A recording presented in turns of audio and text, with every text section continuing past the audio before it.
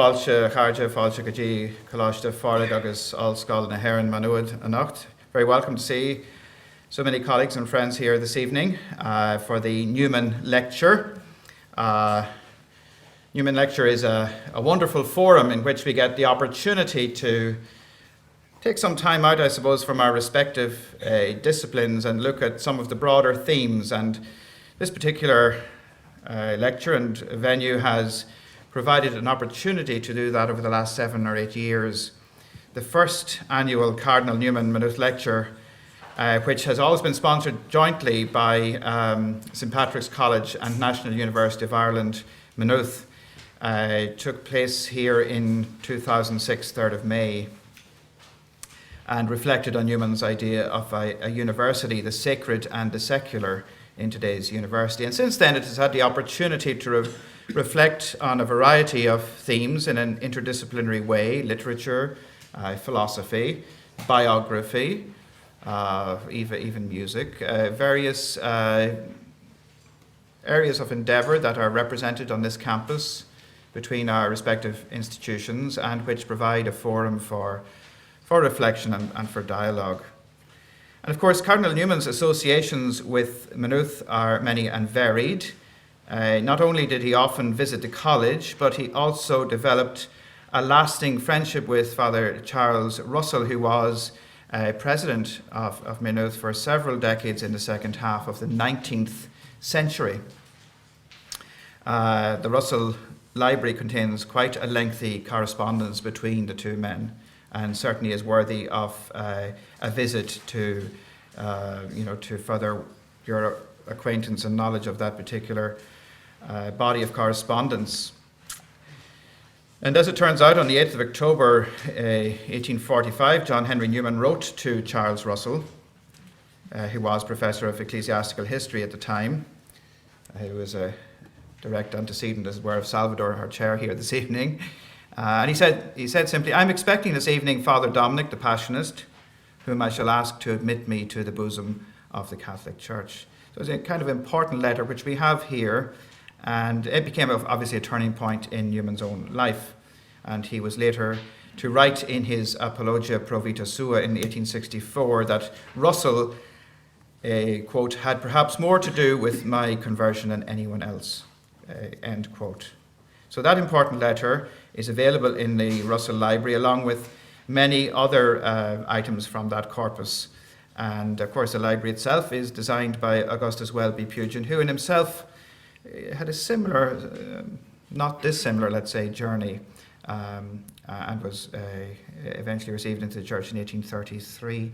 The library houses many other Newman letters and bookcases even with gilded ornament, which were Newman's own.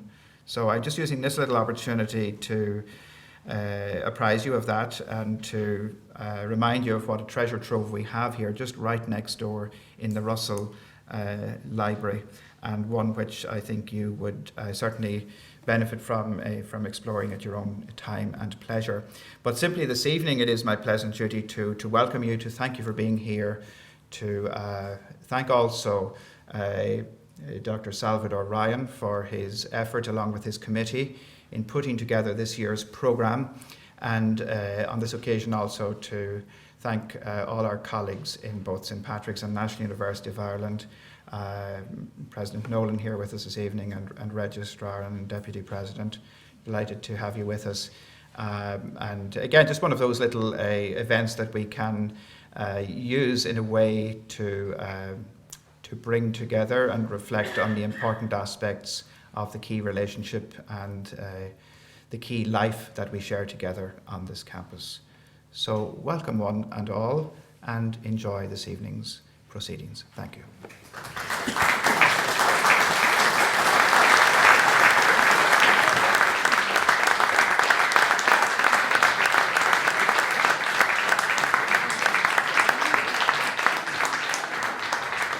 Well, good evening, everyone.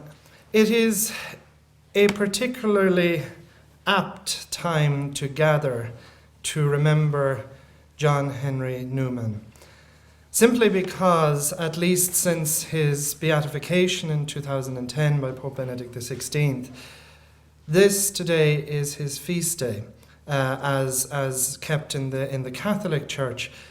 He is already honoured in the Anglican Communion on the 11th of August. His feast day is kept.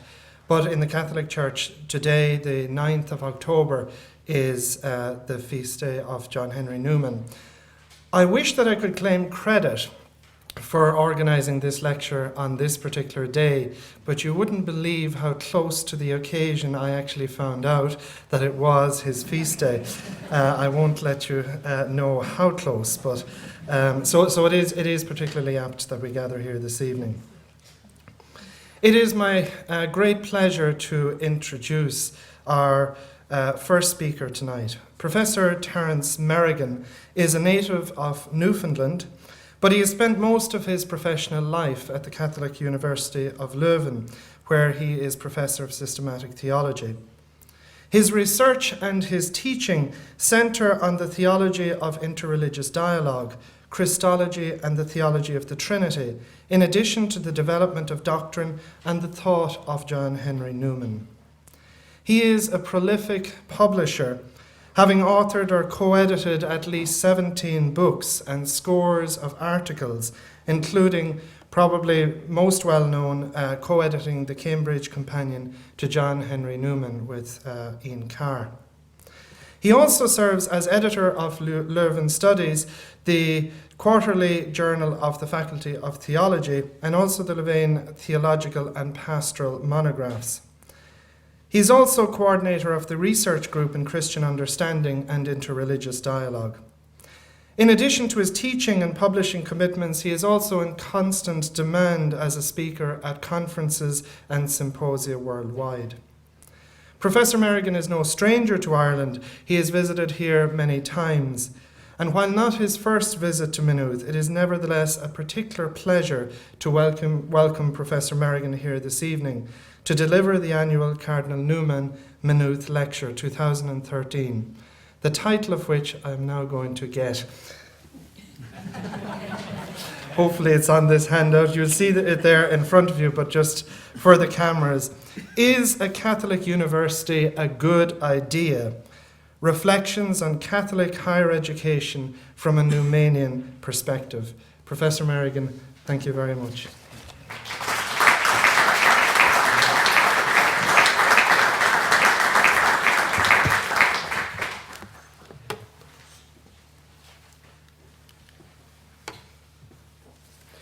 Thank you very much, Dr. Ryan.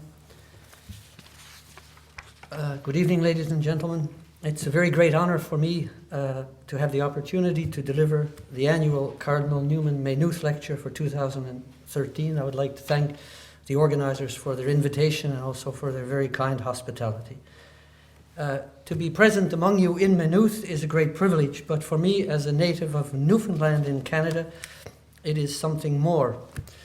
Newfoundlanders of Irish descent, and like most immigrants, of course, idealize the home that their forefathers left, and Newfoundland is by no means an exception. In fact, it may be the proof that it really is the case. We still sing about it, and in fact, we have created our own version of Irish music, which I recommend to you. It's easily accessible on YouTube.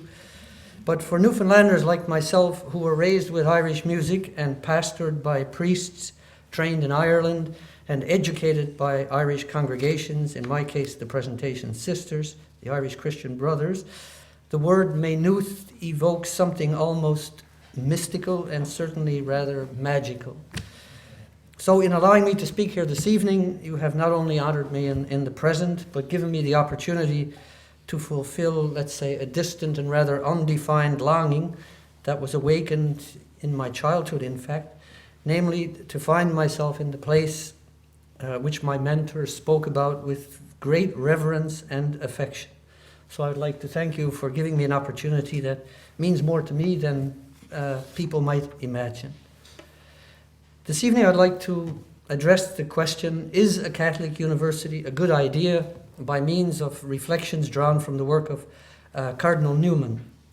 And I have provided you with a handout. The organization has kindly provided you with a handout, and this serves two purposes. First, it helps you realize that I'm making progress and that it's drawing to its close, which is a very handy thing. And secondly, occasionally it contains a thought or a sentence that you might want to hold on to because I develop it a little bit. So I'd like to begin with a few introductory remarks. So John Henry Newman, who died in 1890, had a great deal to say about universities, about their origins, their growth, their decline, and their specificity. He also had much to say about Catholic universities, but he always did this within the framework of his thought on universities in general.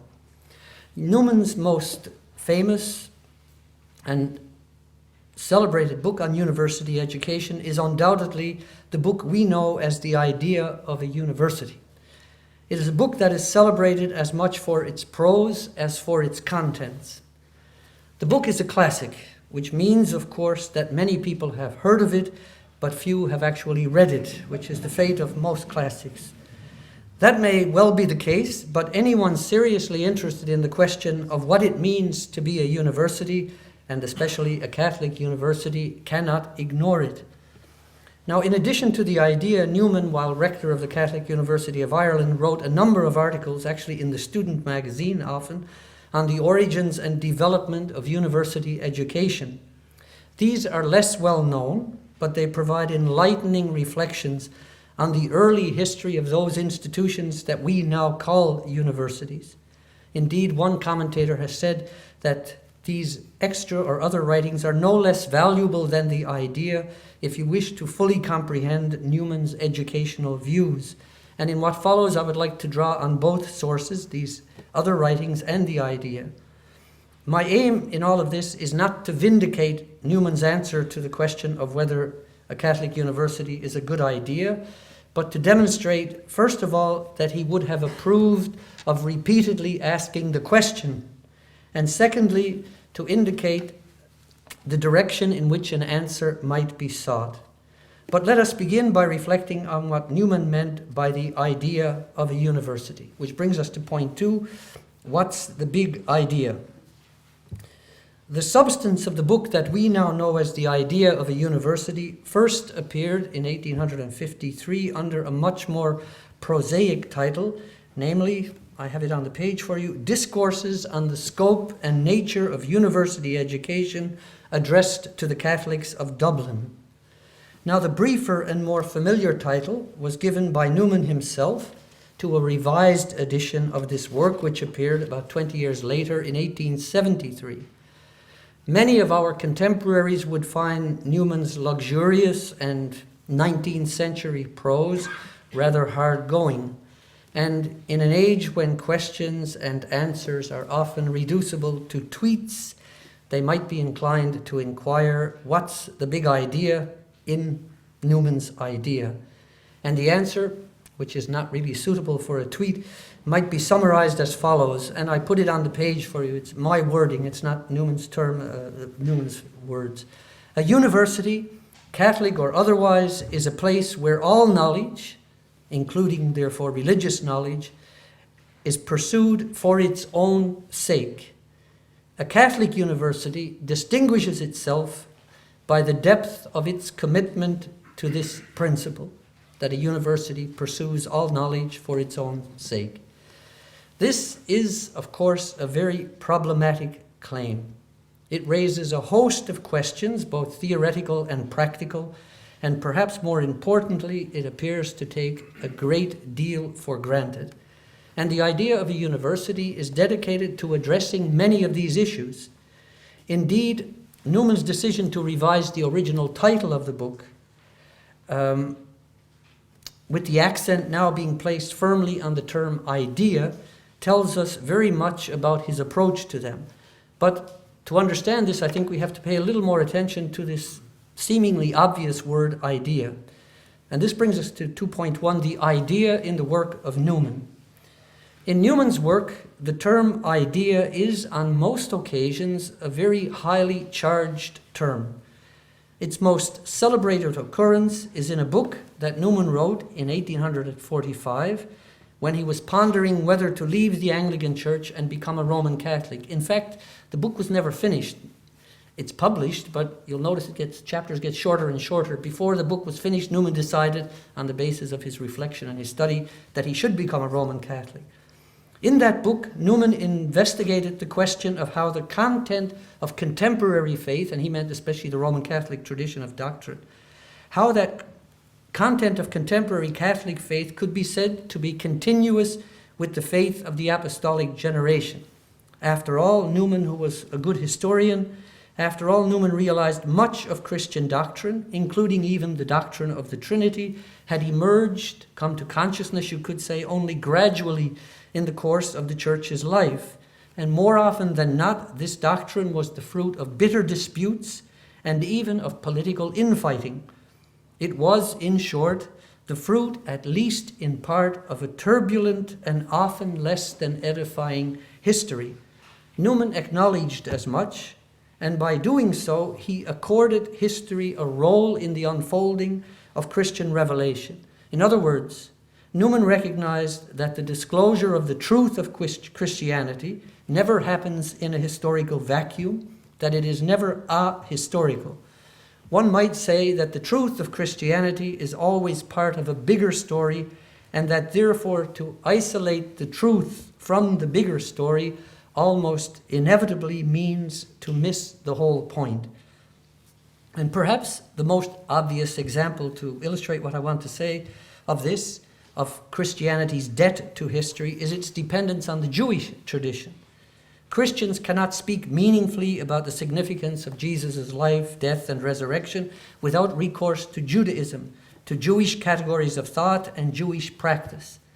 Judaism then has determined the shape of Christianity, just as the practices and thought patterns of the Roman Empire have shaped the organization and language of Roman Catholicism. Of course, one may regard the history as extraneous to what Christianity or Catholicism about. One may seek to isolate the essence or idea of a religion from its checkered past, and this has, as we know, been the goal of many a reformer, but it has usually, in fact, often proved to be something of a dead end, or the beginning of another ambiguous tradition. Big ideas are notoriously difficult to extricate from the history of effects which they bring with them. And Newman, as we shall see, was profoundly aware of this fact. Which brings us to Newman and the Christian idea.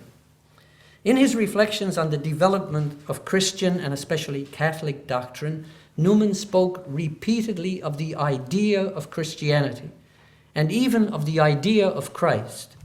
And he used the language of empiricist philosophy, which was the philosophy he knew best, and he claimed, for example, that the idea of Christ or the idea of the Church exists in the mind of the Church as the correlate to the facts of revelation. So things happen in history, these imprint on our minds an image, an idea. Newman uses the term sometimes interchangeably.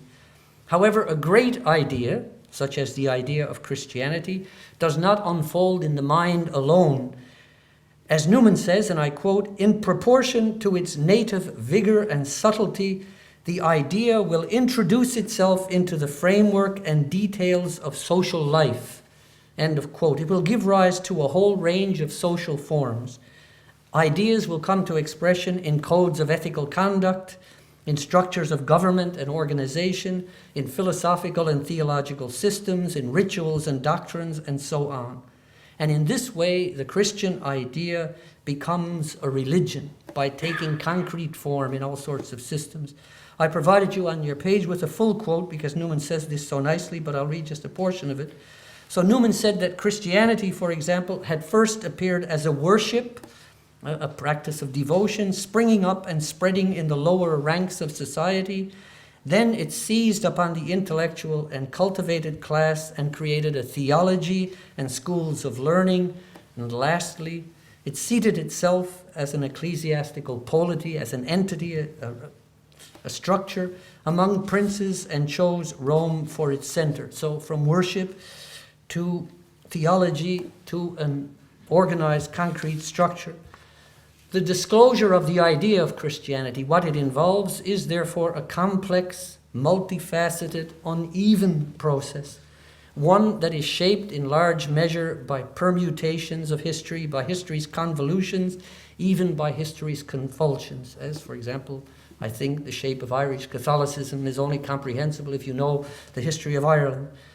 This is indeed the case, as Newman points out, with any idea or any philosophy which takes possession of the intellect and heart and has any, as he says, wide or extended dominion. And Newman was always extremely reluctant to reduce the complexity of the idea to any one aspect or manifestation.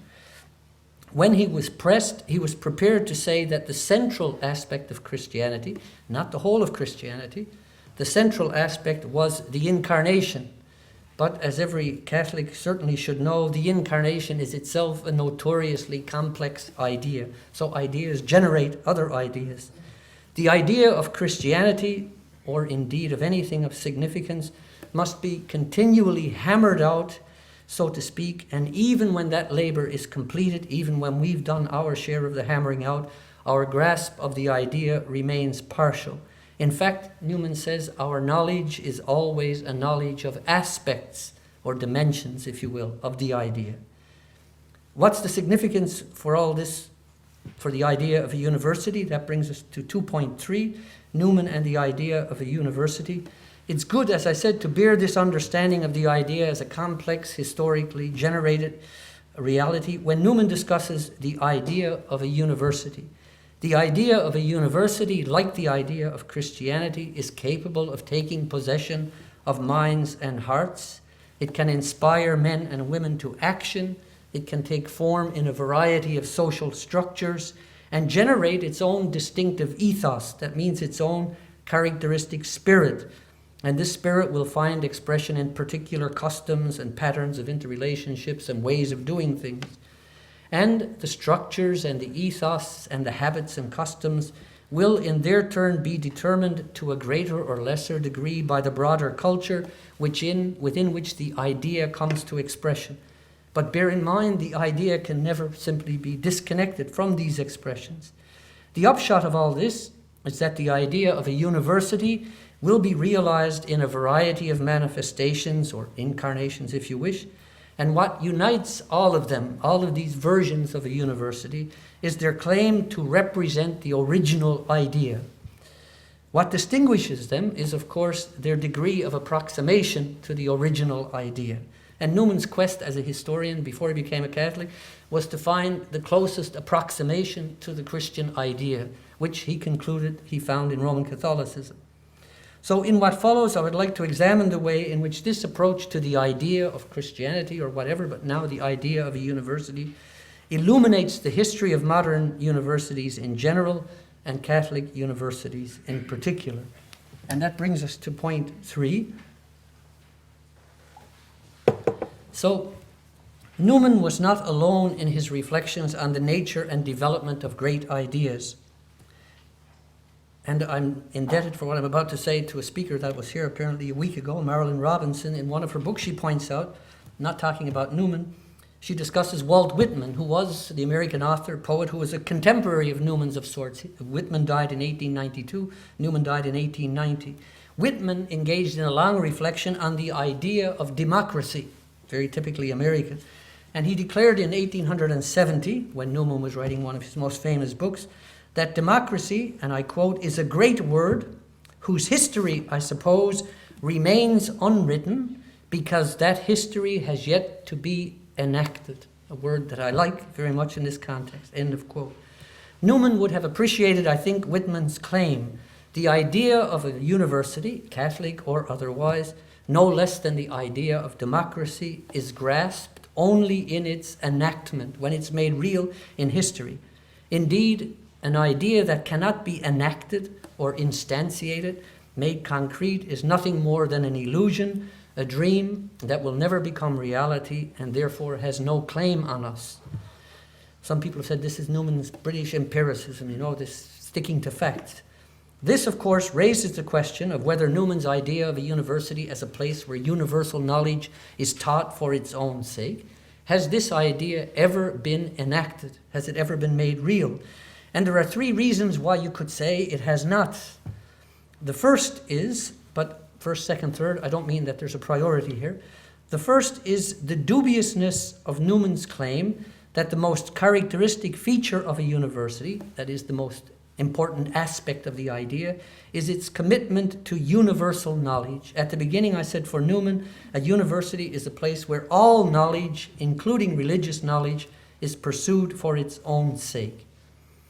Clearly, many educational institutions fall woefully short of this demand, and even the most commendable, the most celebrated universities cannot claim to do equal justice to every branch of knowledge. And if the pursuit of religious knowledge is a sine qua non of a genuine university, then most universities would hardly qualify at all. Even those which boast departments of religious studies, because, after all, the practitioners of religious studies are largely divided about the nature, the goals, and even the object of this. They don't like to say discipline, they say more and more this field of study, because a discipline suggests that there's some clearer idea of what they're about. There is certainly no consensus that the knowledge produced in departments of religious studies is or ought to be religious in the sense that Newman understood this term. So most institutions would not measure up when it comes to religious knowledge. A second reason for challenging the practicability, the possibility of realizing Newman's idea, is the demise, the passing away of the cultural world for which the university was designed and within which the university thrived.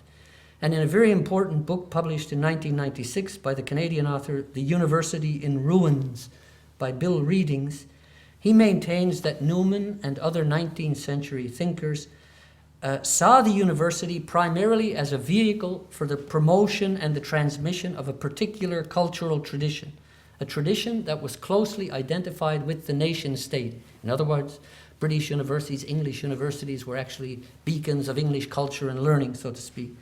And this tradition found its strongest expression in a body of literature which included the classics, the great writers of antiquity, and the nation's own great books. And the university existed to educate a select group of men, males, in that tradition. These men were destined to embody and transmit the literary culture that was so much a part of the definition of a sovereign nation. And education within this framework is about much more than the education of the mind. Its real goal was to educate and form the cultivated citizen. And of course, Newman is famous for his discussions of the gentleman, and the gentleman was really the product of this kind of education. Today, however, the idea of a sovereign nation state and the idea of a monolithic national culture which the university has to serve, these ideas have all but collapsed under the weight of globalization, immigration, international commerce. We are now citizens of the world. And this collapse of this nation state, which has to be preserved and enshrined in a university, inevitably brings with it the loss of the ideological framework or the superstructure within which the university functioned. And the upshot of this, according to Readings, is the loss of the university's traditional role as the guardian of the nation's culture. The classical university, according to Readings, is in ruins. That is to say, as he says, I quote, "It has lost its historical raison d'etre," end of quote. And this crisis of identity, he says, is reflected in the perilous state of the human sciences or the humanities in most modern universities. As Reading pointed out, the traditional place of the humanistic disciplines at the heart of the university is no longer assured.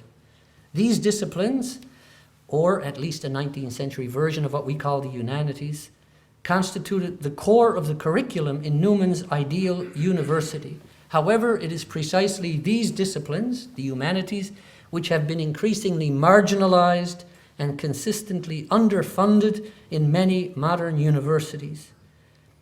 And the consequence of this is evident in what's been happening in the humanities, namely the constant quest to reinvent themselves, to find a reason for being.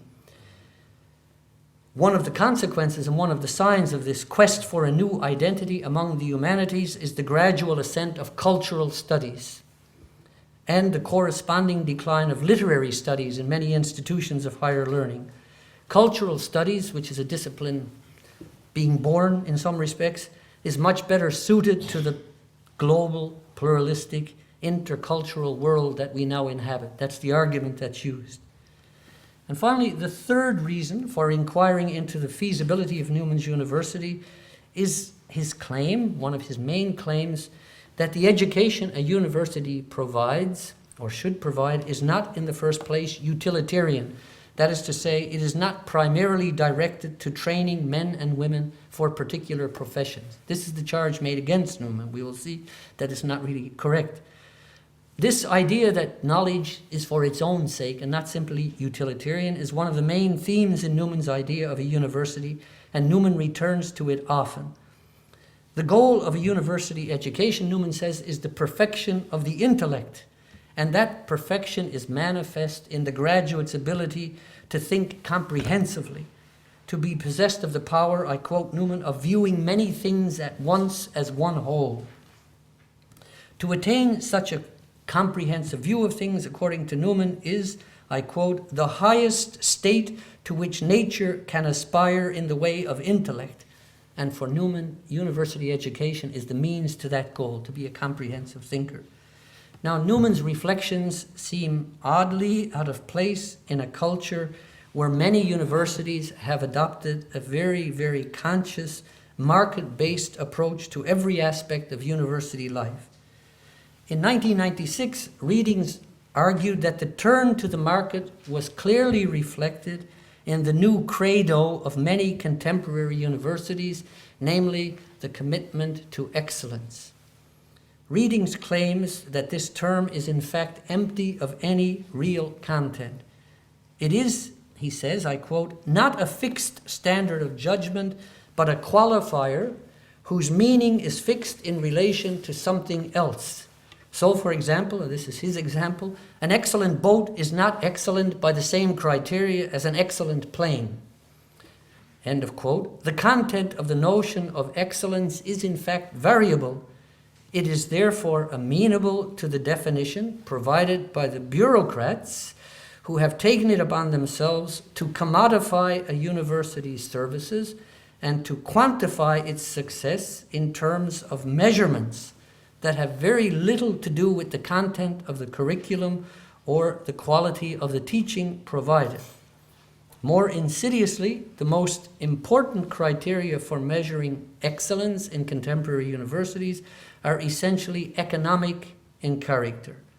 How many students have registered for the course? How many degrees does the staff possess? How many articles have the staff published? What is the level of satisfaction among the consumers, they used to be known as students, the consumers to whom the university is responsible to provide a particular product? Of course, the only adequate answer to such questions is a statistic. And in such a context, the criterion of success is no longer the pursuit of universal knowledge. It is instead customer satisfaction, whether the customer be the student planning a career, or the donor dictating how his endowment is to be administered, or the corporation financing the current research, especially in the hard sciences. There is no shared project here, and certainly no commitment in any real sense to universal knowledge. And Readings acknowledges as much. However, his response to the ruin of the university, he describes the situation very well, and his response can hardly be described as a protest. Having insisted on the impossibility of reconstituting the university, he opts to make virtue out of the prevailing dissensus. And the quotation is so good that I give it to you on your outline. The university will have to become one place, among others, where the attempt is made to think the social bond without recourse to a unifying idea, whether of culture or the state. In the university, thought goes on alongside other thoughts. We think beside each other, which has a bit of a double meaning, of course. The university is where thought takes place beside thought, where thinking is a shared process without identity or unity. If readings is correct, the idea of a university as Newman conceived it can no longer be enacted. But is this also and necessarily true of Newman's idea of a Catholic university? And that's the subject of the following consideration. In other words, is Newman's understanding of a Catholic university doomed by this same history? So this brings us to point 4, the idea of a Catholic university. It may seem paradoxical, if not downright self-contradictory, to allow that Newman's idea of a university, according to readings and others, is dead and buried beneath the ruins of the modern university, and then to ask the question whether Newman's idea of a Catholic university might still be a possibility. The very question seems to suggest that a Catholic university is something more than or something very different from a university as such. And this is something Newman always opposed. Newman always resisted the idea that a Catholic university is not a university in the full sense of the word. And this is a proposition that one of the most important theorists of modern Catholic education, Theodore Hesburgh, has contested. Hesburgh, who was president of the University of Notre Dame in the States from 1952 to 1987, had written or wrote that a university must first and foremost be a university, and that a great Catholic university must begin by being a great university that is also Catholic. Of course, the question that gets raised is, if it's not possible to be a university in the first place, can you even be a Catholic university? According to Hesburgh, any descriptive adjective which you add to the word university, such as public university, private university, Catholic, Protestant, British or American, must not be allowed to detract from a university's essential nature, its quiddity.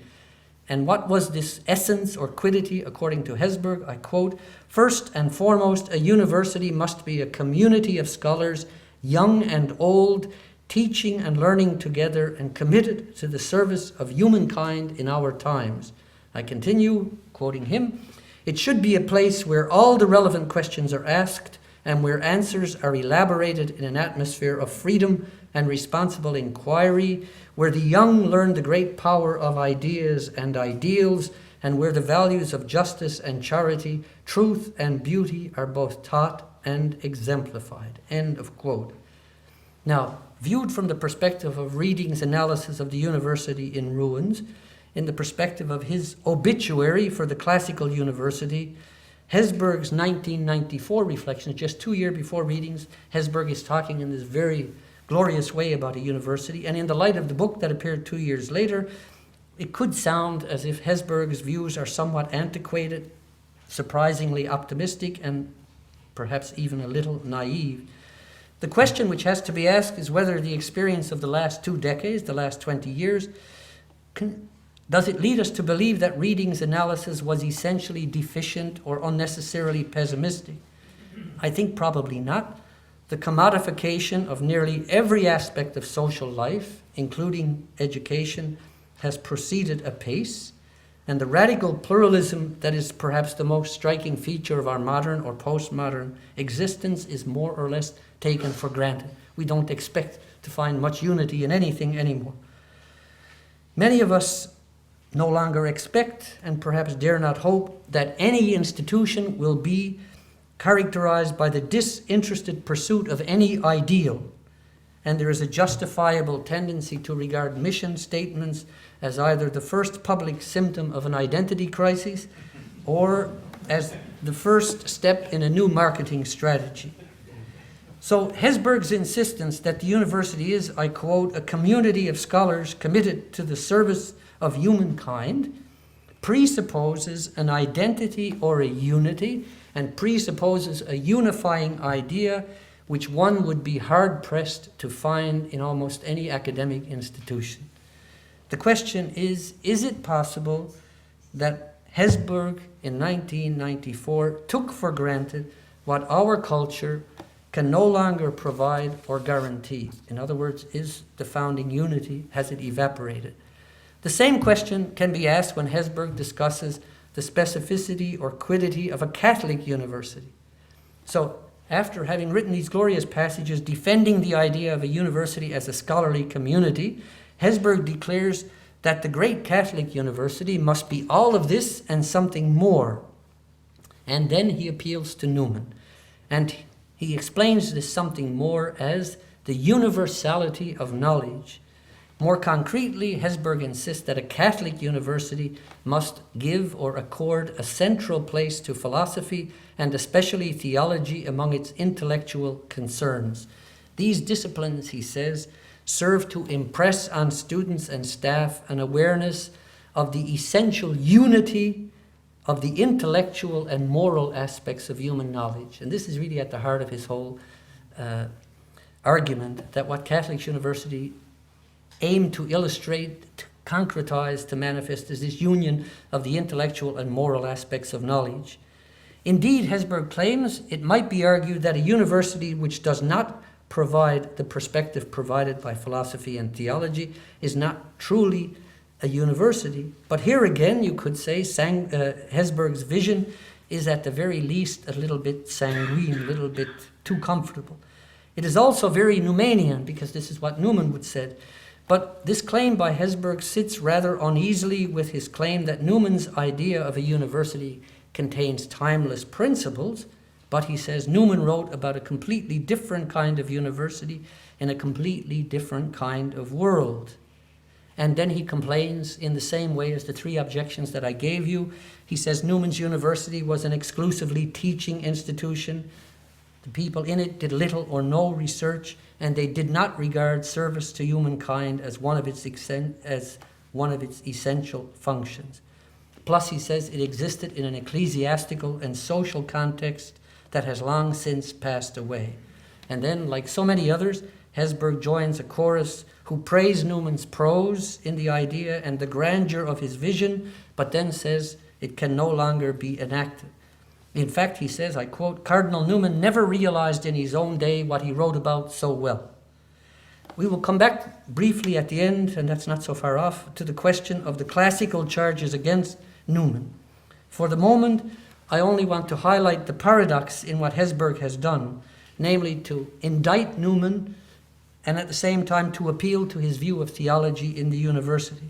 And again, Hesburgh's dream, we have to ask, is it the case that what Hesburgh takes for granted, that it's possible to create a university in our culture and then a Catholic university, whether he takes for granted what we can no longer provide or guarantee? If readings is right, the death knell for the university sounded more than 2 decades ago, and the period of mourning for its demise has long since passed. However, if that's the case, if the time of the classical university pursuing universal knowledge has passed away, then I think paradoxically the question of the Catholic university acquires a new urgency. Then it might be argued that the only real hope for the university, understood as a place where universal knowledge is pursued and taught for its own sake, and this is rather daring, I admit, that perhaps the only real hope for such a place is within an institution that breathes a Catholic ethos, that is to say, a community committed to the essential unity of the moral and intellectual aspects of all knowledge. The question is the Catholic Church capable of providing what culture apparently cannot provide? In other words, might it not be the case that the university, I have it on your outline, this sentence, might it not be the case that the university which Newman envisioned and which Hesburgh presumes depends for its continued existence in a culture such as ours, which is fragmented, on the Christian or Catholic Church? If that is the case, then the prefix Catholic signifies more than a surplus which enhances the university's essence. It signifies that the preservation and promotion of that essence is a responsibility of the Church. The real promise of a Catholic university, then, must not be located in what it can do for the cause of the Church, but in what it can do for the cause of knowledge. And this, I think, is faithful to Newman's basic intuition regarding the goal and the nature of a Catholic university. and it accounts for what I think was Newman's position, my statement of his position, the big idea, namely that the university, an authentic university, is a place where all knowledge, including religious knowledge, is pursued for its own sake, and that a Catholic university distinguishes itself by the depth of its commitment to this principle. If you wonder what that means, it means by insisting on this essential unity and promoting it by the courses that it provides, the courses that are neglected, dismissed from other institutions today. The Church can serve as the guarantor of the university's mission to teach all knowledge, because it is committed to the proposition that all knowledge is one. It can ensure that this is done well because it is committed to the proposition that truth must be incarnate in service to the human community. I think then that ideally the Catholic University is the expression of the Church's commitment to the unity of truth and the service of truth. This, of course, is only an idea, and as we have indicated, the value of an idea can only be determined by examining its history. So, if the proof of a pudding is in the eating, then the proof of an idea is in its digestion by history. And by way of conclusion, I would like to reflect briefly on the checkered history of Newman's idea and the lessons that we can learn from what happened in Dublin. So it brings us to point 5, the last one, the idea and reality in a Catholic university. The story of Newman's labours in Ireland has been told and retold and does not need retelling. He, an Englishman, seems to have been insufficiently aware of the many complexities of the Irish educational and ecclesiastical context. Secondly, he almost certainly underestimated the resistance of some, maybe many, Irish bishops to the whole enterprise, at least as Newman conceived it. Thirdly, he may well have envisioned his new university as a replica of the Oxford that he had known in his youth, even though at this point in history, Oxford was beginning to modernize itself in a way that Newman would have found very dramatic. Fourthly, Newman's tenure as rector was marred by his frequent absence from Dublin because he was still superior of the Oratorians in Birmingham. And fifthly, he had difficulties recruiting students and professors and securing funding. And all of these factors and more besides meant that the university's promise was never fulfilled. That being said, Newman never imagined his university to be an oasis for well-heeled British toffs engaged in genteel reflection while the Industrial Revolution gobbled up the poor. His most successful faculty was the Faculty of Medicine, a very utilitarian faculty indeed, which actually, as far as I know, actually survived into UCD. And he laid careful plans for the establishment of a school of useful arts, what today we would call colleges of engineering, agriculture, mining, and the like. Hence, while Newman insisted that the ultimate aim of university education was the cultivation of the intellect, it is misleading to suggest, as many do, that his university was simply divorced from practical concerns. University education in Newman's day may have been designed for gentlemen, but Newman knew that these gentlemen had to make their way in the world. Indeed, in an address to the very first students admitted to the Catholic University of Ireland in 1854, Newman declared, I quote, "It is obvious that you are brought here to make preparation for the prospective professions and pursuits for which you are intended," and he went on to list these professions and pursuits as, among other things, law, medicine, and civil engineering. But, Newman insisted, there is an education that is necessary and desirable over and above that which may be called professional, and this is what the university ultimately seeks to provide. This is the education which, he says, makes men. Today we would say, which makes well-rounded persons, men and women able to think for themselves, to judge and act wisely, and to engage in the kind of service to society that Hesburgh recommends. Such an education is clearly more than a matter of lectures, term papers, and exams. It is also an education that no university on its own can provide.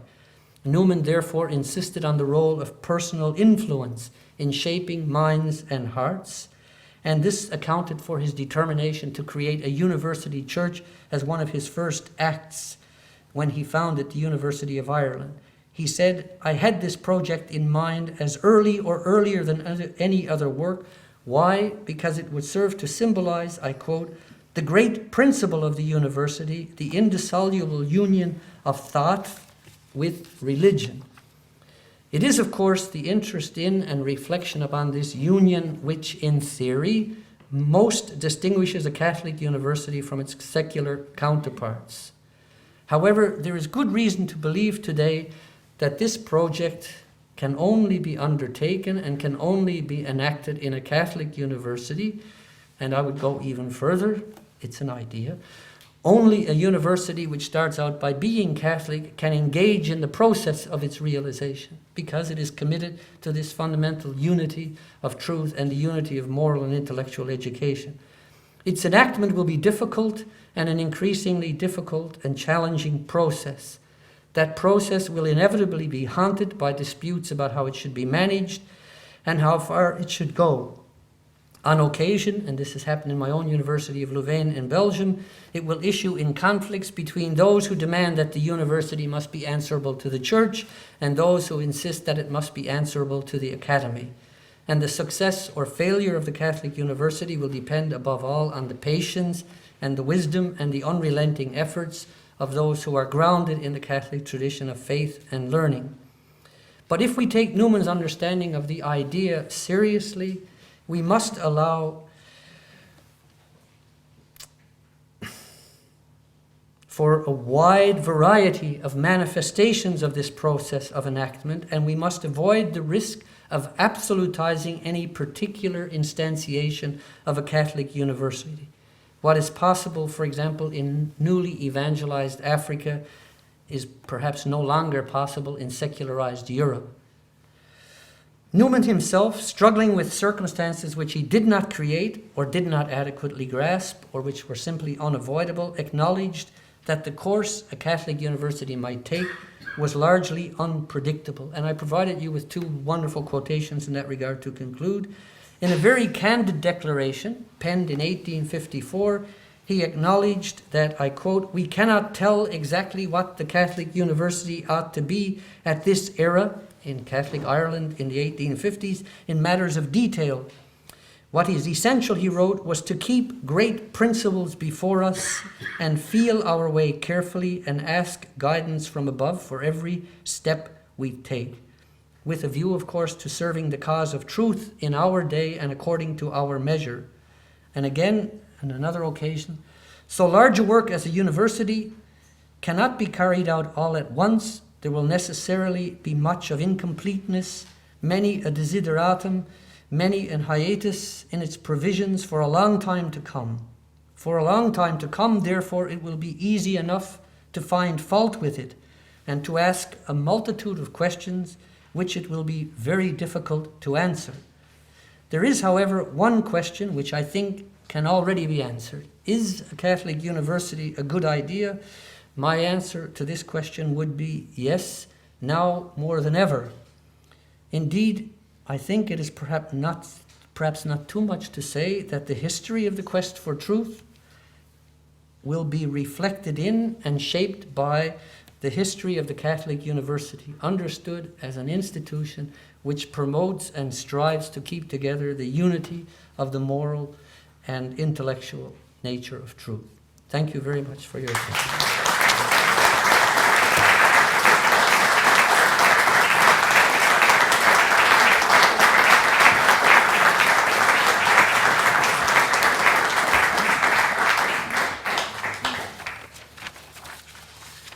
Thank you very much, Professor Merrigan.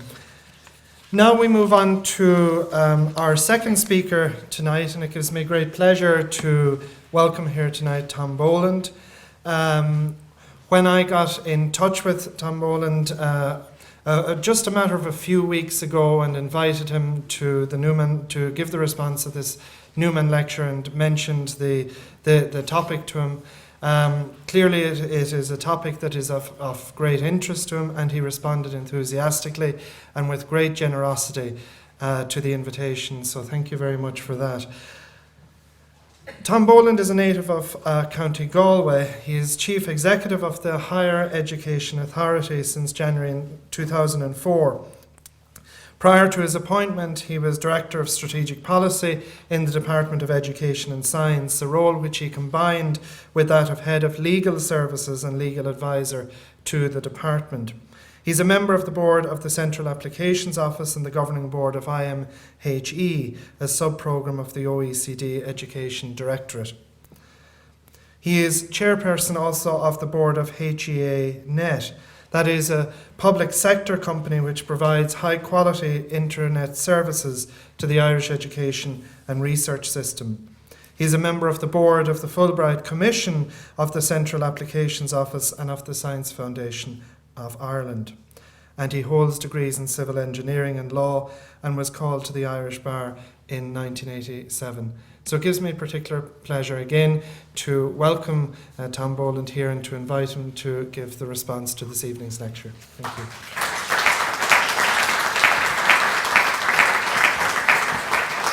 Thank you very much, Salvador. You say I responded with enthusiasm to the invitation. Well, I suppose eventually I did, but I'm afraid my first reaction was to run away and hide behind my bureaucratic anonymity, especially when I heard or when I saw that somebody of such stature and erudition as Professor Merrigan was going to give the lecture. However, I'm not one that likes to shirk a challenge. Therefore, I decided to take up your challenge, Salvador. And I would hope that I can bring another perspective to this particular interesting and important topic, and relevant, indeed very relevant topic to the times we're in. Professor Merrigan has raised a number of interesting themes, and I hope I can outline each of them. And by the way, I should say, of course, that Terrence has done me the courtesy of giving me, well over a week ago, sight of his address, and therefore I've had a great deal more time to digest it than you've had, and to digest and maybe to dissect it. But thank you for that, Terrence. But the themes. Was Newman's idea of a university ever enacted, or can it be? And his conclusion, that's to say Terrence's conclusion, that if it was, it now lies dead and buried beneath the ruins of the modern university. The second theme is the perilous state of the humanities in most universities today. A third, the dangers of commodification of the university's quote unquote services. And his key conclusion, that a Catholic university is not only a good idea, but now more than ever it is needed to rescue the very idea of a university. Now I will argue, and I suppose I argue from some sense of conviction, but also it would be pointless if I stood here and agreed with everything that Terrence Merrigan said. But I will argue that Newman's idea of a university is still very relevant and active in today's universities, and that we should be most solicitous to safeguard it.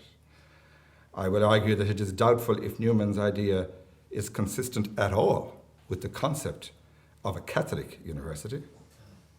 I will argue that the existence of universities that operate to the highest standards within an ethos that reflects a particular religious denomination is not questioned, but they do not operate within a Newmanian ethos. And I will also argue that the state should put up no barriers on grounds of religion to individuals or institutions who wish to establish or maintain any denominational education institution, including a university. I will also argue that Professor Merrigan has been economical with us in his description of the essence of a Catholic university.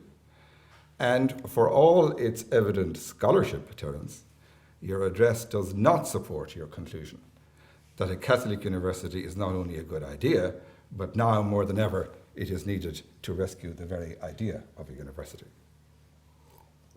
But before I begin a clarification, it might be necessary.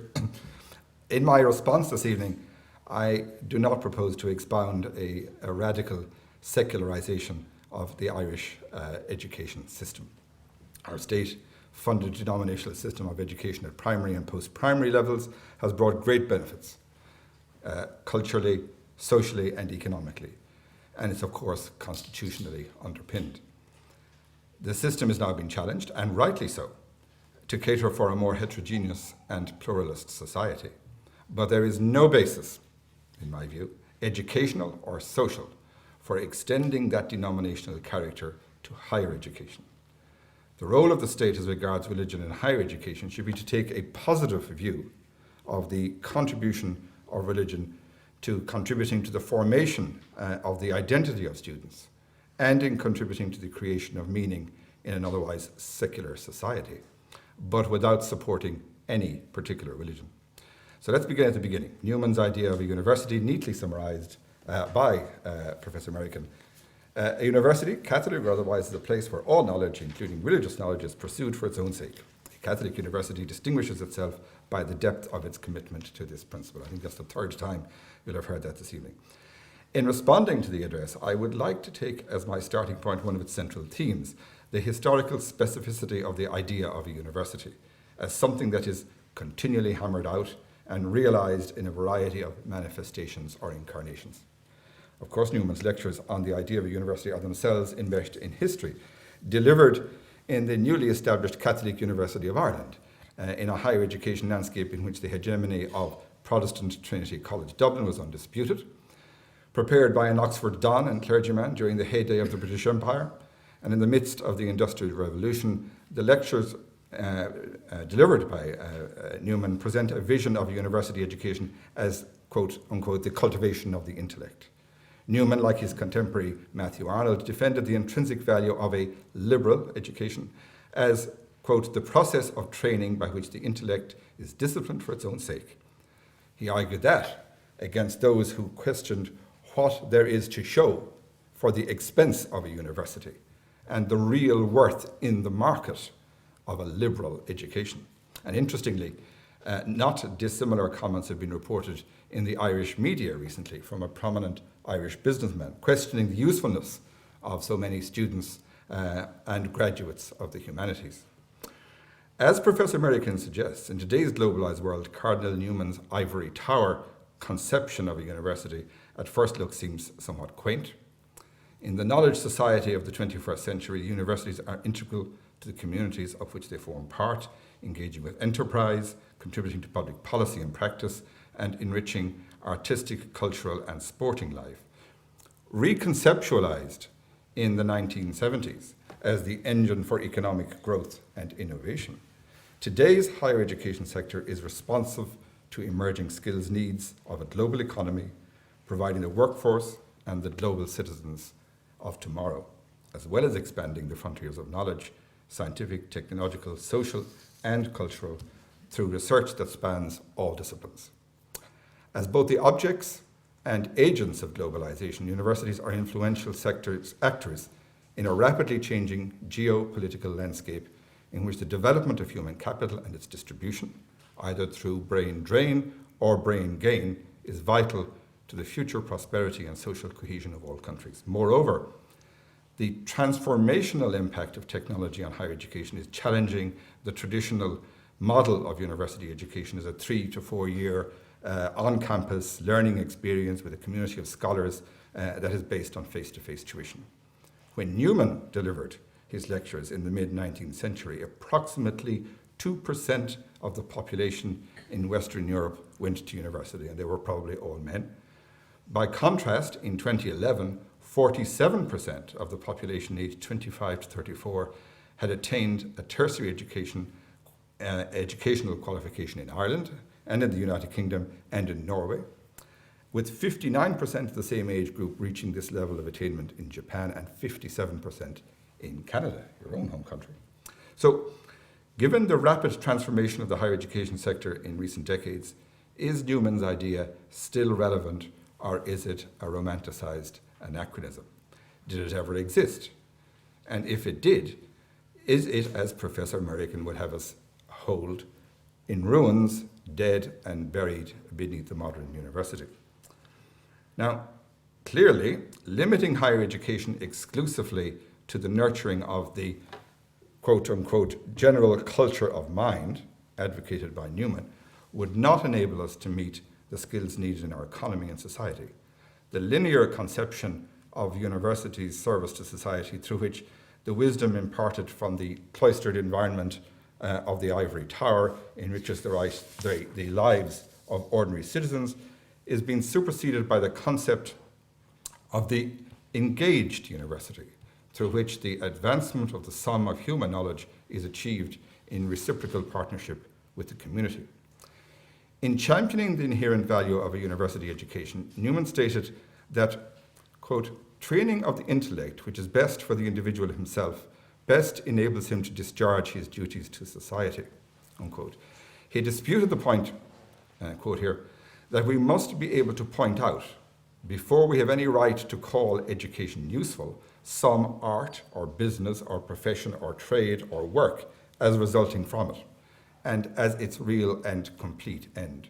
And he argued that instead, general culture of the mind is the best aid to professional and scientific study. And he also said, a cultivated intellect, because it is a good in itself, brings with it a power and a grace to every work and occupation which it undertakes, and enables us to be more useful and to a greater number. Excuse me. But, as pointed out by Terrence, it's misleading to suggest that Newman's University was divorced from practical concerns. The gentlemen graduates of the mid-19th century had to make their way in the world. And taking those two aspects of a university education together, would Newman not readily recognise and support the current demand for graduates with a broad range of skills, the so-called generic skills, involving a capacity to communicate, to analyse, to solve problems, to take a broad view, to innovate? Employers and society more generally want graduates expert in their field of knowledge, knowledge for its own sake, you might say, and educated in the skills and competences that make them good citizens and good employees. In terms referenced by Professor Merrigan, we want our graduates to be cultivated citizens. I think, Terrence, you are overly pessimistic in your view that Newman's idea of a university is dead, killed off by the commodifying actions of bureaucrats, or that the university as a community of scholars with an identity and unity is one that one would be hard pressed to discern in most academic institutions. I do not agree that the idea of a university as Newman conceived it can no longer be enacted.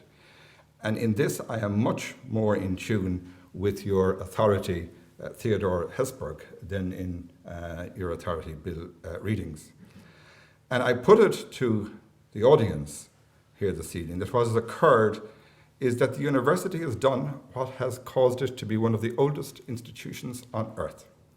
It has evolved to meet the exigencies of time and place. But in doing so, I believe that it has, to a substantial degree, retained a Newmanian ethos. And in reflecting on this, I think it's facile to take Newman too literally and to pin a conclusion of demise of Newman's idea partly on the fact that no university can encompass pursuit of all knowledge. It's doubtful if this was practical even in Newman's time, but it's quite impossible given the extent to which knowledge has expanded in the period since. A much more pragmatic approach, I'd suggest, rests within the principle of academic freedom. No university can encompass all knowledge, but crucially, a university should have the freedom, the potential to explore research in and teach such knowledge, such disciplines and knowledge as it thinks fit, without fear of censorship or reprisal. And in that sense, I believe, and it would be interesting in the discussion later to see views from the audience, but I believe that the Irish higher education system is very true to Newman, both in practice and in law. The 1997 Universities Act, for instance, specifically enshrines the right and the responsibility, I stress that, the responsibility of a university to preserve and promote the traditional principles of academic freedom, and its entitlement, quote, to regulate its affairs in accordance with its independent ethos and traditions and the traditional principles of academic freedom. And the Act goes, unquote, and the Act goes on to provide that where more than one interpretation of its provisions are possible, the interpretation which supports academic freedom and institutional autonomy is to be preferred. Newton recognized that it is upon academic freedom and autonomy that universities' invaluable and immeasurable contribution to wider society depends. As we in Ireland seek to reform our universities, to enhance their performance, and to ensure their responsiveness to wider social and economic needs, this is a principle which we must take pains to preserve and strengthen. But this is not to argue from a position of complacency or bureaucratic short-sightedness. We're quite capable of that. There is good reason to be concerned about the commodification and marketization of higher education, and within this context, the vulnerability of the humanities to which Professor Merrigan alludes. In defending, quote-unquote, the culture of the intellect as a good in itself and its own end, Newman champions the intellectual agility and the critical and analytical skills that are honed through high-level study in the humanities. When he argues that, I quote, a university training aims at raising the intellectual tone of society, at cultivating the public mind, at purifying the national taste, unquote, he rejects a narrow utilitarian attitude to higher education as the preparation for entry to a profession, or as we might say today, to meet skills needs. As public funding for higher education declines in many countries, and the burden of cost is shouldered increasingly by the student rather than the taxpayer, graduate employability and the economic return on investment in higher education become vital statistics that increasingly few can afford to ignore. Moreover, increasingly, state investment is focused on science, technology, engineering, and maths disciplines, as public funding for higher education is used to support national enterprise strategies. In the UK, tuition fees have replaced teaching grants to institutions in all but science and maths disciplines, as recommended in Lord Brown's 2010 report. In addition, the intrinsic bias of global university rankings in favour of the sciences is triggering a broad-based move to increased concentration on high science outputs so as to lift ranking positions. But as matters stand in Ireland, there is no evident threat to the humanities in our system. In 2011-12 academic year, 47% of enrolments at honours degree level were in the arts, humanities and social sciences. Targeted investment in research over the past decade has supported the establishment of leading national institutes in the humanities, including Trinity College's Long Room Hub, NUI Galway's Moore Institute, and UCD's Humanities Institute. And the Royal Irish Academy's 2011 report on key performance indicators in the arts and humanities bears testimony to the richness of the research pursued in these disciplines. But, and it's an important but, there are other voices that hold that too many are pursuing studies in the humanities. Now, I presume that these folk would have more people study STEM disciplines. And how do we achieve that? After all, students are not press-ganged into studying the humanities. They choose these courses. Are we to limit the number of places on such courses? And if so, how much is enough? In my view, there are very serious risks attendant on any such centralised planning of higher education, which is not in the long-term interests of students, society, or the economy. But this is not to take from the crucially important point that we need more graduates in the sciences as we do in languages. Funding offers a possible solution, especially if differential tuition fees can be charged depending on the level of national priority accorded to various disciplines. But the solution also lies in information and better career guidance. It does not lie in demonising the humanities.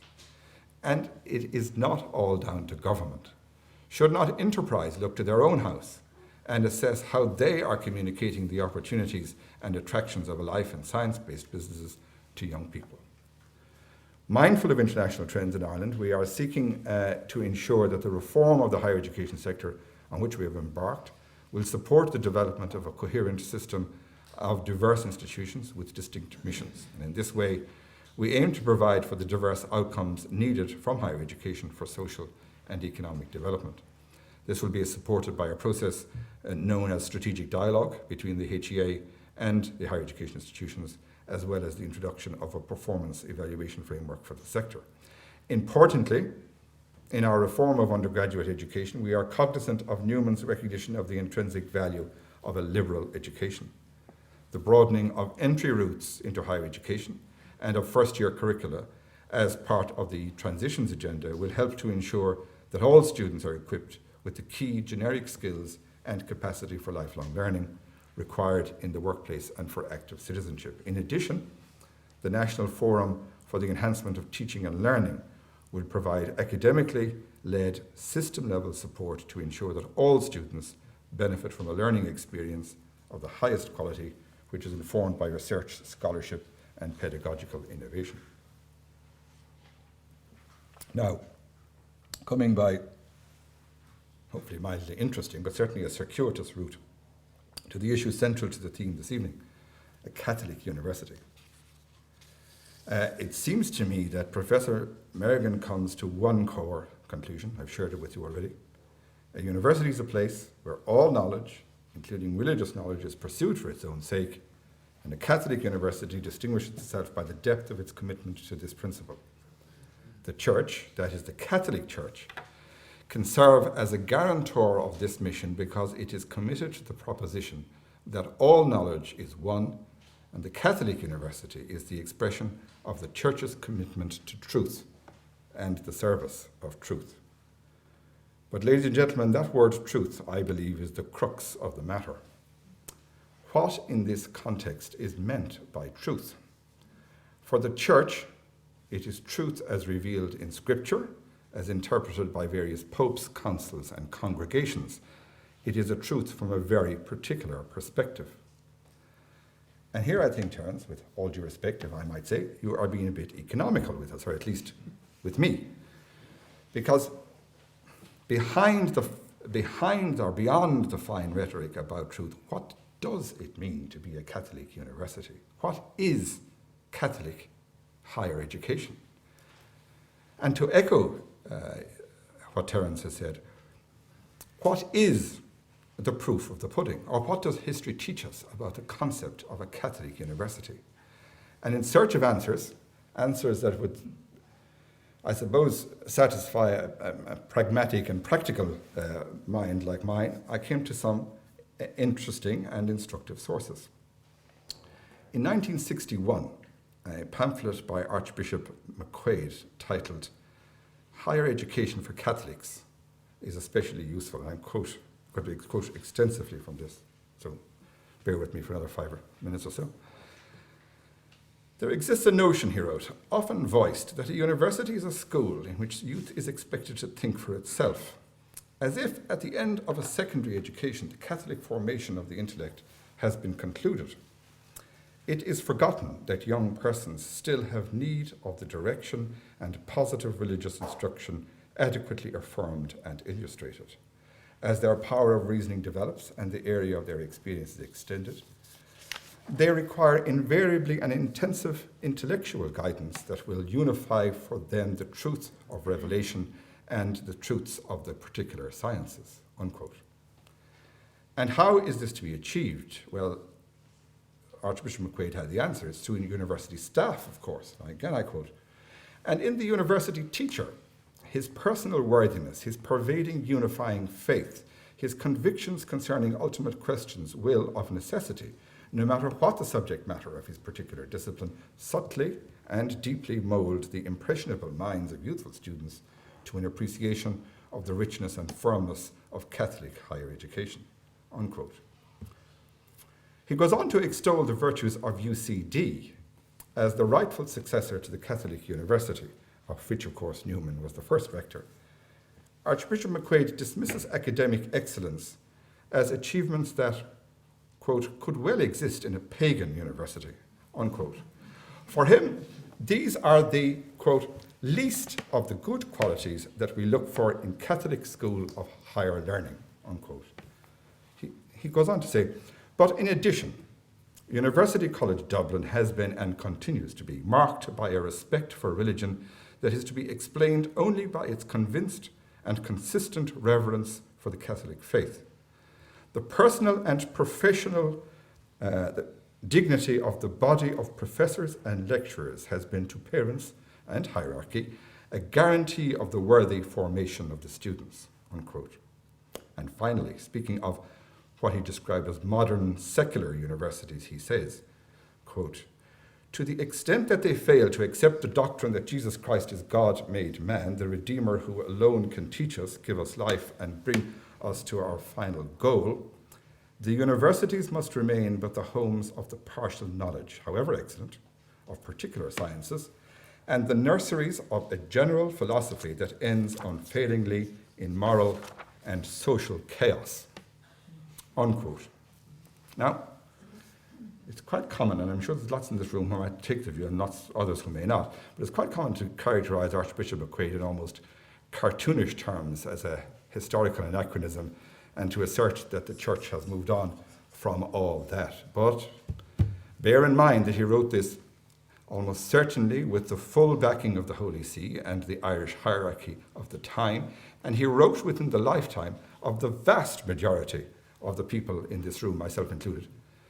52 years, the length of time since he wrote it, is but a blink in the 2,000-plus year history of the Catholic Church.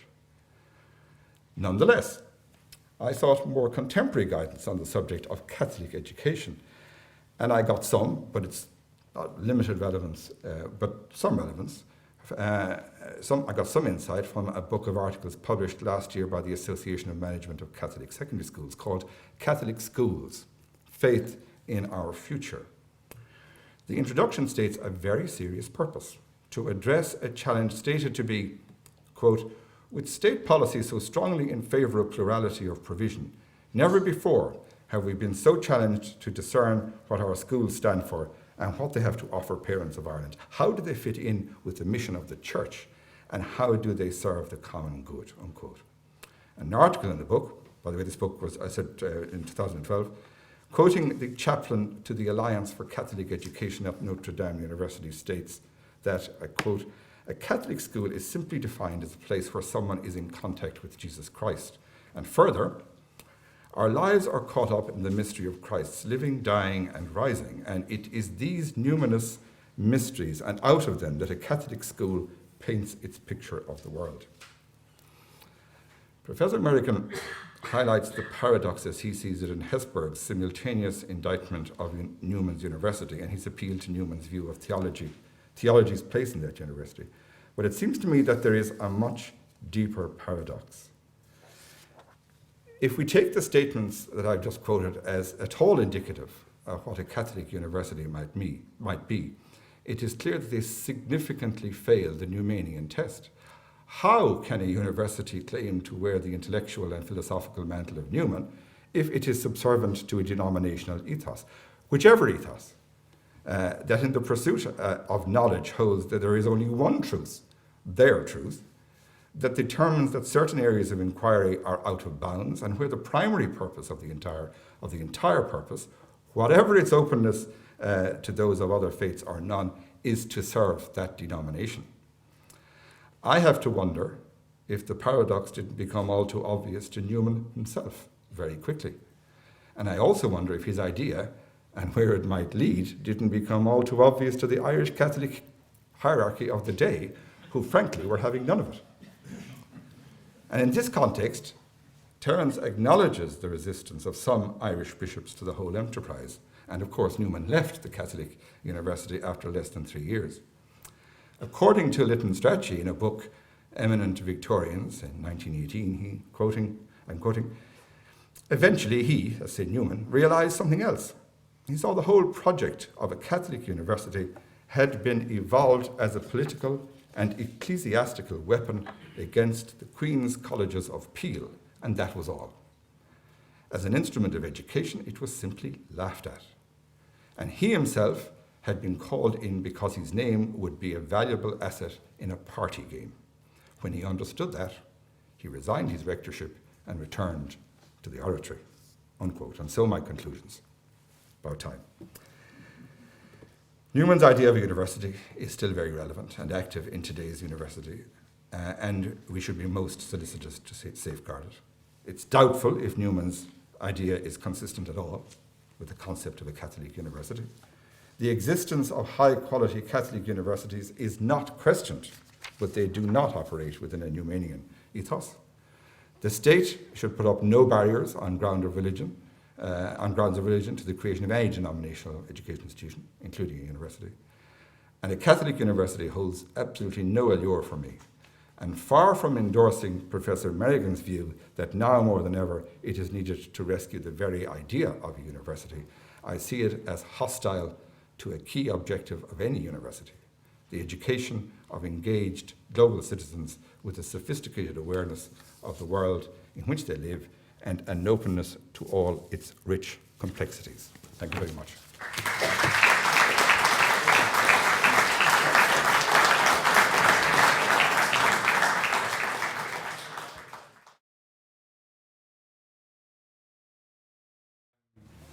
Well, I suppose as president of a pagan university, I should have one summary.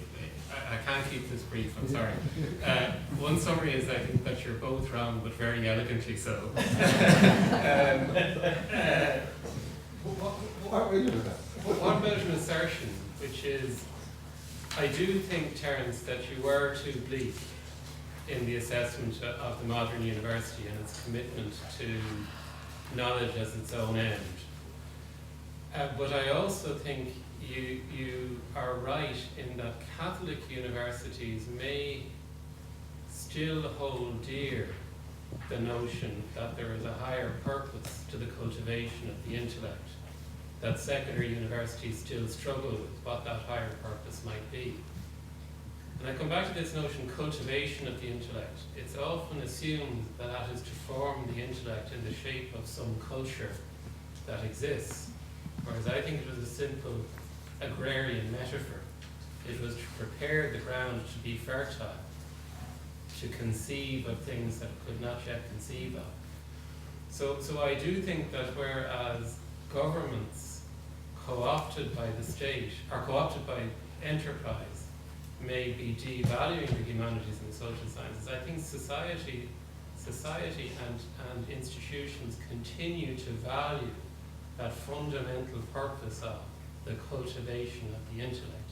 And that is why a university needs to be a place of universal knowledge. So I put that back to you, is the real test of the Newmanian idea of the university, that its fundamental purpose is the cultivation of the intellect. And if you accept that, it may be why Catholic universities still retain that as central, but public universities have become confused, is that their fundamental purpose. I will respond initially.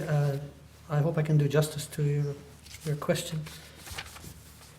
As I understand it, in terms of what I had said, that there's a certain bleakness about my assessment of the modern university, and that there may be still a place for a sort of distinctive ethos of Catholic universities. And your remark about my bleakness is one that was repeated, of course, by my respondent, Mr. Boland. And I think that I've given somewhat of a wrong impression, but that's a little bit of character trait. I tend to polemicize a little bit, I think. And I didn't want to suggest that all modern universities, that Newman's ideal, that it's been completely dead and buried. This was the position of readings, and I liked to use him as a sort of a foil for the argument. But I think he has a very good point. And I think that the modern university, or Newman's ideal of a university, I don't think it's dead, but I think it's extremely threatened by the contemporary developments and by the focus on industry and by the need to meet the needs of industry, the need to meet the needs of a growing industry that seems to have as its only end the production of more things for people, for a very limited number of people in a select part of the world. So I think that the modern university is threatened by Western attitudes towards science, Western attitudes towards commercialization, and that this industry is far too involved in universities and directs far too much the agendas of universities. And I think that could probably be verified by looking at the boards of universities in recent years and discovering just how many industrialists are running them. I think I would agree that I think the Catholic University, its distinctiveness is not that it's always a great university. A lot of them are rather poor universities. But I think what makes them unique, if they're faithful to their mission, is their commitment to the ethos of cultivating intellect with a view to more than simply productivity. I also think, and this is an opportunity to respond to something that Mr. Boland said, I also think that it is the case that it's a bit unfair to characterize the ideal of a Catholic university by referring to a Catholic bishop, and a bishop with whom I'm not particularly familiar, because a valuable lesson that I learned from Newman, I'll make this very brief, which I'm eternally grateful to him for, and which makes me, allows me to stay rather happily in the Catholic Church, is that Newman was aware that the Catholic Church is a very multifaceted institution. He said it has three primary offices that it exercises. It exercises a certain degree of authority, it exercises the intellect in its pursuit of truth, and it exercises, you could say, the heart in its pursuit of what we would call today spirituality. And Newman was of the opinion that the Catholic Church works best when these three offices or these three dimensions of the Church are battling it out. Bishops, like, they exercise authority, they want obedience. Theologians look for truth, so they want freedom, elbow room, as Newman used it. And priests want piety, so they promote spirituality and may promote superstition. Each one can go off the rails, Newman says. Theologians become rationalists, bishops become autocrats, priests become promoters of superstition. And he said they should all battle it out, and when push comes to shove and when everything is said and done, surprisingly, theology should have the last word, the quest for truth. So I think, of course, so when I hear bishops speaking, I never expect them to be great theologians. Occasionally they may be. They're not always very good pastors. Often they don't even have much experience of doing it. What they want is to make things work very effectively. So I think that's probably what Bishop McQuaid, of blessed memory, I presume, probably was about. But I don't think you can take one aspect of the Church's life and say, this is what a Catholic university is. And a last point, in the 1940s and 50s in the United States, especially in the 1960s, all of the Catholic universities evolved primarily, probably sadly in some people's eyes, by incorporating more laity into their staff. It was a necessary thing because the religious orders simply couldn't maintain them. But all of these universities have evolved to the degree that they have lost a great deal of clerical and religious control, in a sense. And finally, I think there is no such thing as a Catholic university. That was my whole appeal to Newman. It takes many forms, and it's always in the process of developing, just like the secular university is. So I hope that helps. Thanks, sir.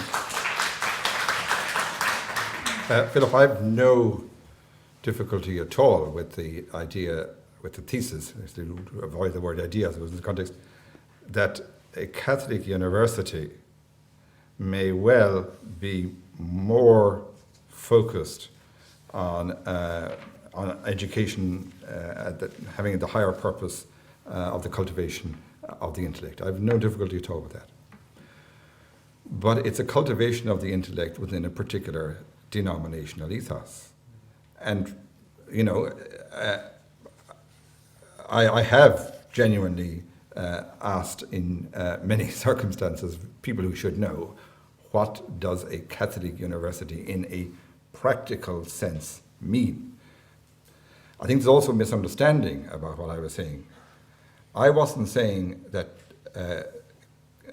Catholic universities can't do this, that they cannot reflect this aspect, I suppose, of Newman. But what I was saying is that they cannot reflect the other aspect of Newman, which is to be open to all knowledge, because it is done within a Catholic institution, a Catholic university. And I doubt, but here I am no expert, but I doubt if a teacher of theology in a Catholic university who was espousing matters which were not orthodox to the Catholic faith would be long allowed to do so.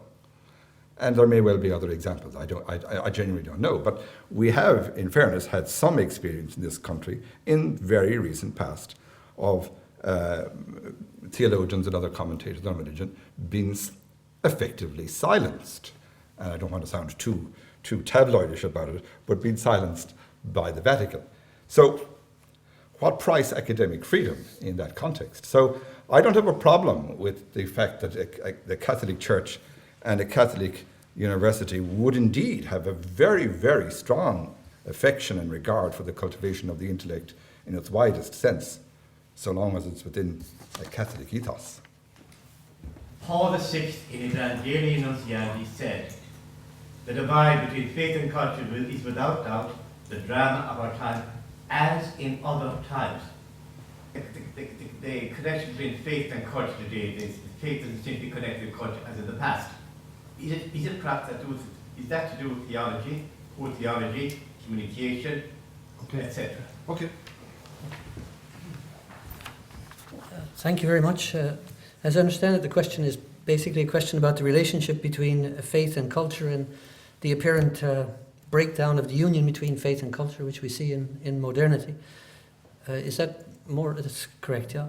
Well, I think that in point of fact, and I think Newman was very aware of this, I think that the modern history of Catholicism, I mean, since the post-Reformation, for example, if you want to take that as the beginning of modernity, is in some respects atypical, but it's also not by any means reflective of the whole history of the Church. I think that there was a constant tension between faith and culture in almost every period of the Church's existence, and in some sense, the post-Reformation Roman Catholicism survived by creating its very distinctive own culture over against, for example, in Europe, the Protestant culture, for example, which I think was sharply experienced in Ireland, it was sharply experienced in Newfoundland up until about 30 years ago, thanks to the Irish inheritance, I think. So I think that there's always inevitably a tension between faith and culture. I don't think it's the result of poor theology. Of course, I'm professionally a theologian, and I think that the task of theology is to reflect very critically on the relationship between faith and culture, while at the same time trying to promote a dialogue between faith and culture. So, and speaking from the perspective of my knowledge of Newman, I think that we always constantly in the process of reinterpreting faith or reinterpreting the significance of the tradition in which faith is, if you mean by faith, the content of faith, it always has to be reappropriated. That's a very modern insight, perhaps in some respects, but we always have to reappropriate it in new contexts. And I think, to come back to what was said about the attitude of the Catholic Church towards its unorthodox thinkers, as a teacher or a researcher in interreligious dialogue, it's one of the instances where the Roman Catholic Church at the moment is in a constant process of rethinking its fundamental doctrines, its understanding of Christ, its understanding of the presence of God to the world in view of a reality, namely the presence of other religions, the recognition of the value of other religions. One of the theologians who started this process, Jacques Dupuy, ended up being removed from his job and given a year to relax so that he could write a book, but basically it was to get him out of the Gregorian.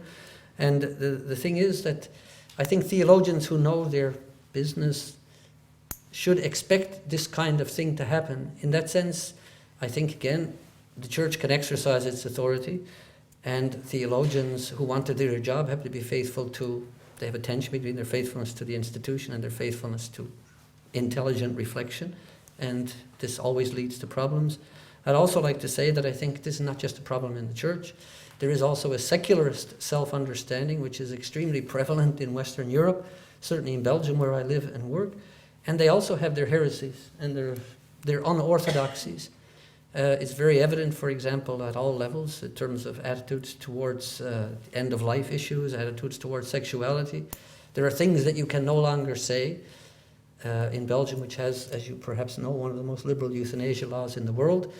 It has become almost impossible to say that life is worth living if it is, as it's called, the word is just used, in Dutch, uitzichtloos, which means if there's no hope, but nobody has ever defined what no hope means. That can mean because, most recently, someone was frustrated because a sex change operation didn't work, therefore life has no meaning. People are lonely, life has no meaning. A child is ill, the parents can't handle it anymore, so their life has no meaning, the child's.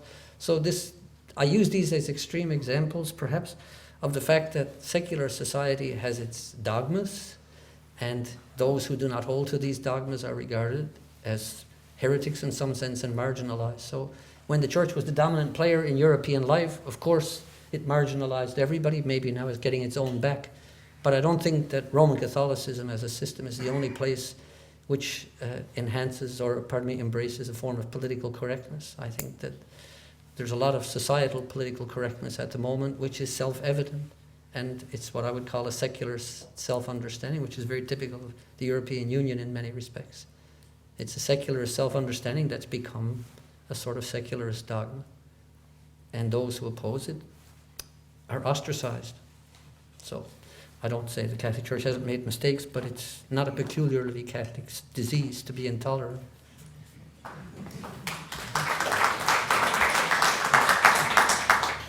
Question for Tom. Tom, you put on a very clear marker on the threats to the humanities as you see them, and you spoke about voices from outside the academy shaping the agenda. How feasible is it, in your view, for us in Ireland to maintain a distinctive higher education system where we can essentially swim against the international tide in regard to the way that humanities are treated? I think, I don't know whether it's going to be feasible or not, but it does occur to me that in a lot of the talk about science and mathematics and about league tables and about our international reputation and all of that good stuff, that we shouldn't actually spend a bit more time reflecting on how we can make our reputation in the humanities work for us. We have an international reputation in the humanities. It's where we've got the highest marks, so to speak, internationally. We have Nobel Prizes and so on. So I think official policy needs to focus more on what the humanities, being quite utilitarian about it now, because let's be real, you have to be utilitarian or it just won't get supported. What can the humanities do for us as a country and as a society? That's not now to diss the whole STEM agenda. That's important. But I think my sense is I do feel that the STEM agenda is somewhat overdone, and that in fact, instead of beating ourselves up and trying to make everybody into happy, clappy scientists, that in fact we might focus a bit more on what we can do to make, as I say, to make the humanities work for us. Why is it bad and not good to be critiqued? Thank you very much. Correct me if I make a mistake. I think the first part of the question was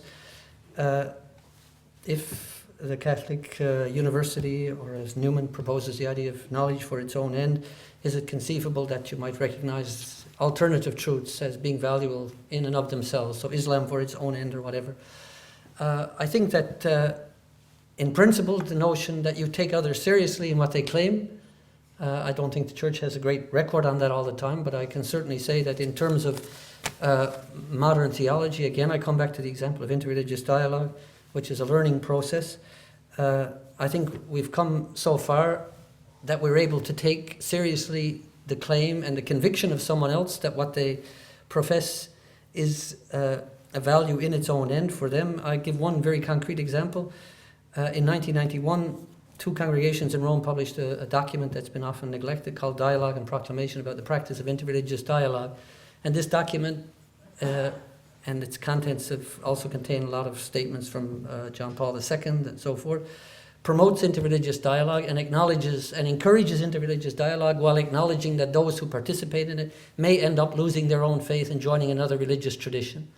I think that's a great step forward in the sense that what is being said is you should engage in taking other people's positions seriously. You try to identify with them, and we encourage this even though we recognize one of the consequences may be that you leave your own tradition. So I think the effort to take seriously other viewpoints as ends in themselves, certainly for those who hold them, is already established. As to regarding students as consumers, they are consumers. I was a student and we consumed all the time, but we also made very conscious choices about who we would take classes from and so forth. So I think that students were shortchanged in the past, of course, and I think that there is a degree to which students have to be treated as have the right to act as consumers and have to be treated as that. I think the danger is, and that's again my real concern here, is that when a university decides that its first person or the first institution that it has to answer to are, for example, more and more industry or firms or initiatives that want something for money, that they start to dictate what universities can offer and what they cannot offer. And in that sense, I think that the essence of a university gets lost. So traditionally, and in Newman's day, although he didn't push it to this degree, this was the difference between a university and utilitarian schools. So I think, of course, we live in a very consumer-oriented society. In the Middle Ages, people traveled around everywhere trying to find the best teacher. They were consuming then. So it's an element. My concern is that the demand for the hard sciences and those who are sponsoring them has led to, or threatens to destroy, a large part of not just the humanities, but a large part of the cultural tradition of Western universities.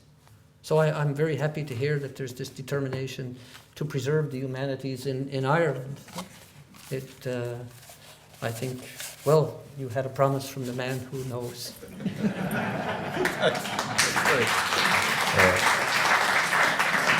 Whether you call them consumers or not, it's a kind of an unpleasant word, I suppose, in this context. I would absolutely agree that students should be very proactive in their education and in all elements of education, in all aspects of both from pedagogy and administration and governance and so on. I suppose I don't think, Terrence, in an Irish context, there is much danger of enterprise and business influencing the curriculum in universities in a direct way. But of course, they do in a subtle way, in the sense that one of the key objectives, and indeed probably the key objective for most young people going on to university, is to have a career, is to have training for life, particularly in terms of professional training for life. And therefore, they, or the famous mothers of Ireland, will inevitably look to see where the jobs are. And in that way, there is that dynamic is happening where enterprise is impacting the academy, but not in the direct way of saying, I'll give you money for X, or I'll give you money if you stop doing X. So there's a dynamic going on, right? But it's not quite as perverse, I suppose, as you might characterize it. But students absolutely should be involved in their education.